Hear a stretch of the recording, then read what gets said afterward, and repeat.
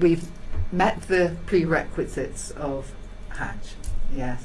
Now I understand that there's quite a settled way of doing it, because it is such a requirement that people will just sign up to go and everything is booked for you. Is that right, Tasneem?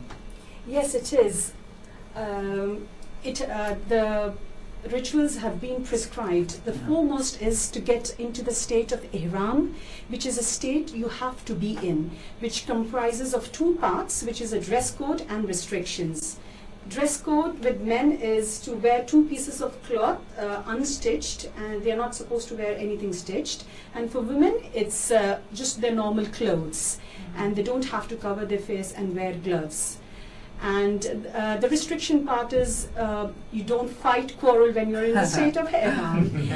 Well, that applies to when you're not in ihram as well. And you do not use any bad language. You do not wear any perfume on yourself.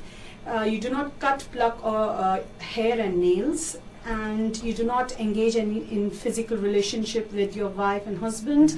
You do not hunt during those days, and you do not marry, propose, or help others marry. So that is the state of ihram. Right. Yeah. And once you get into that state, you are now okay to enter Mecca. This has to be done before entering the Mecca. Right. So once you enter the Mecca, you perform what we call as Umrah, which is again a part of Hajj, which involves 3 steps: circumambulating around the Kaaba, and then you pray behind the station of Abraham, and then you run between the 2 hills, Safa and Marwa. Here I will tell you why Safa and Marwa. It's a very interesting story actually. Prophet Ibrahim was commanded by Allah to leave his wife and son in the desert and go away. And now this baby was lying down on the hot sand, and he was crying because he was thirsty for water. So his mom Hajar was running between these 2 hills called Safa and Marwa for help.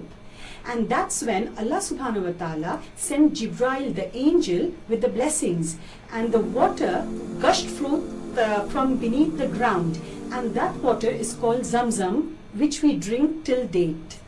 So once you perform the Umrah, then on the 8th of Dhul Hajj, you go to the city of Mina. You stay there for the day. You pray throughout the day, supplicate as much as possible. The next day, before the noon, you go to the plains of Arafah. Now, Arafah, why Arafah is because it's just plain ground. You stay there and supplicate to Allah. And Prophet Muhammad had said, Allah descends down to the lowest heaven and looks at all the people and tells his angels, look, these people have come in service to me, so I'm going to forgive all their sins. So we stand there and pray that Allah forgives all our sins. Now, you're saying we're talking very big numbers here, aren't we? That people who are doing this at the same time. What kind of what numbers are we talking about actually? Last year in 2018, there are about 2.4 million people gathered to do Hajj. Yeah. I can't begin to imagine the logistics of this. Where do they stay? How do you manage with who feeds them? And how do you manage people running from one hill to another? It's quite staggering to think of. Yeah. It is, yes.